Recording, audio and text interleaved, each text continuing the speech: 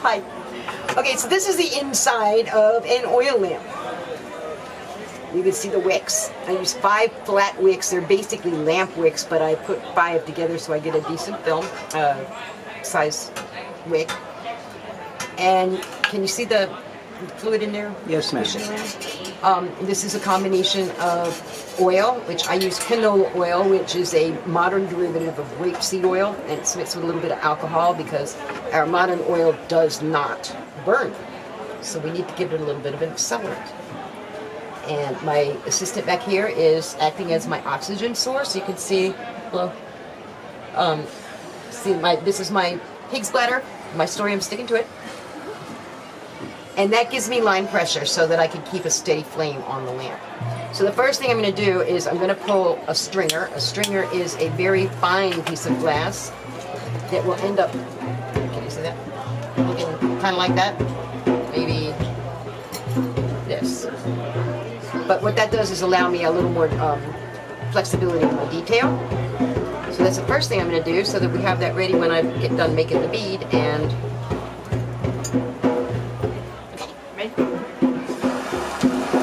so you see her air flow over this wick makes it a lot hotter.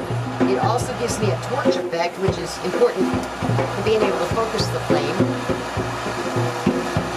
You see, we have drumming in the background now. Yay.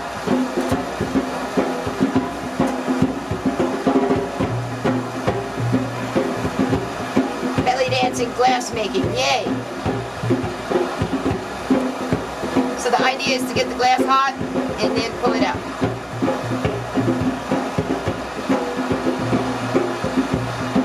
The white that I'm using is actually an old leaded glass. It's Japanese glass, out of production as far as I know because it's kind of poison. But the lead is what gives it that soft, beautiful white color that it gets. And this is a stringer, so I've heated up the end, and now I'm pulling very gently. And you see I got a very long, skinny little piece of glass there. Burn off the end, and then it's ready to go on the bead. And you can pause it.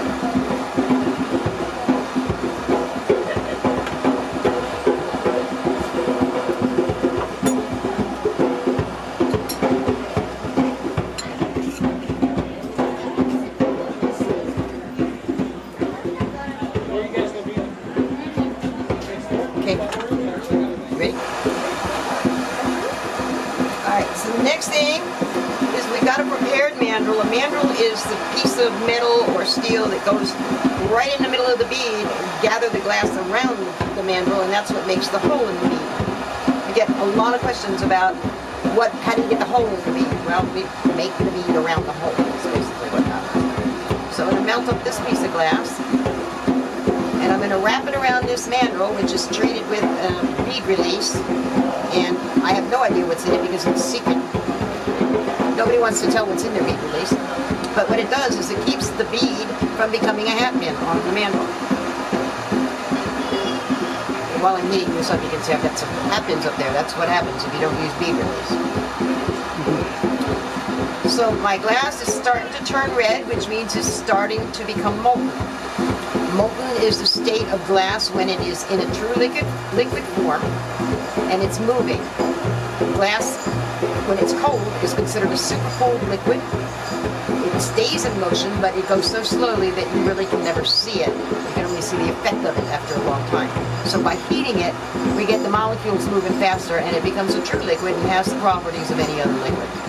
In other words, gravity, centrifugal force, surface tension, things like that. That's all stuff that is taken into account when you're working with glass and you're making a bead, especially because the bead is round, usually.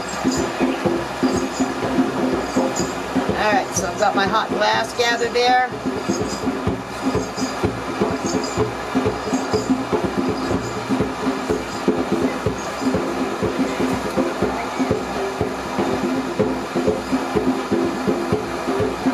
Originally, when people were making glass beads over lamps, they would have a crucible, which is a container that glass people use to keep things hot.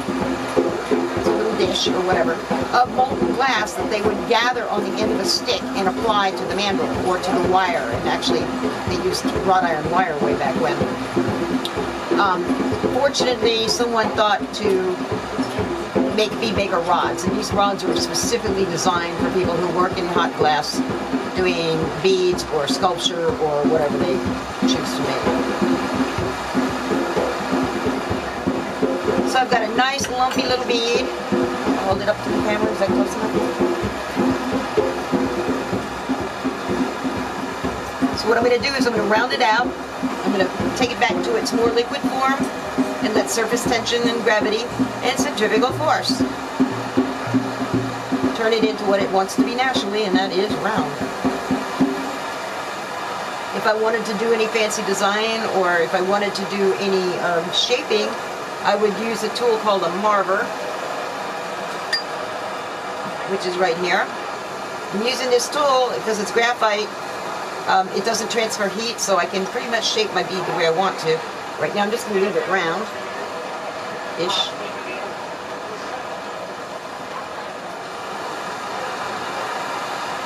A little uneven there. We'll get it evened out.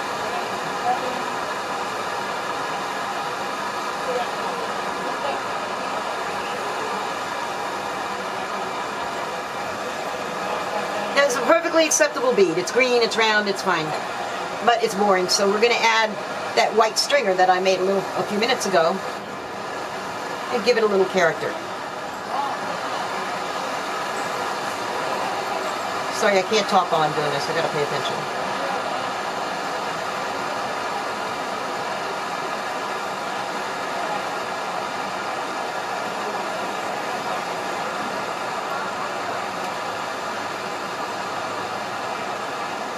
And now I have a striped white stripes on green. And again, I could leave it. And again, pouring. So I'm going to do what's called raking, which is basically dragging the surface of the glass, not the whole bead, just the surface design to give it some design.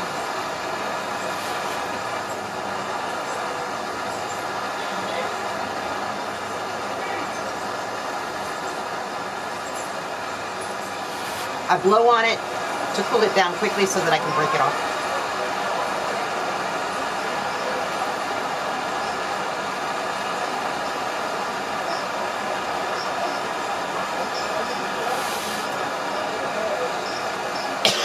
Excuse me.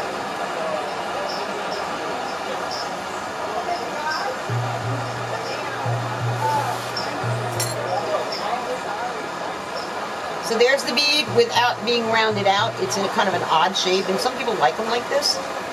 But just to prove that I can, I'm going to go ahead and reshape it into a round bead again.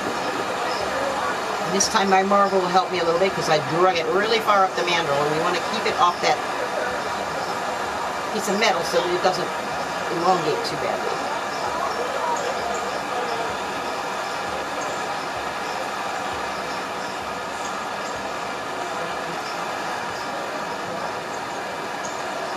This is also a way to turn it into a heart shape if I wanted to.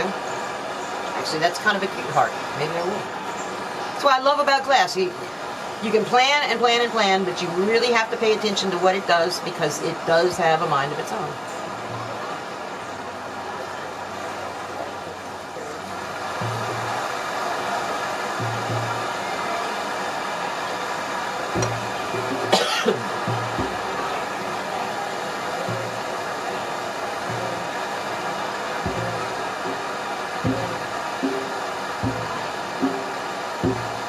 Starting to round out again.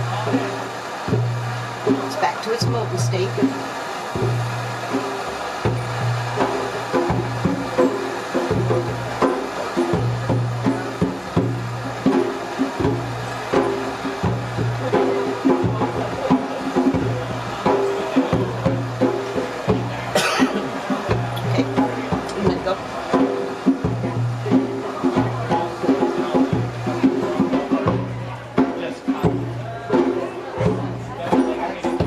Just because I've taken it out of the fire does not mean that it is cool.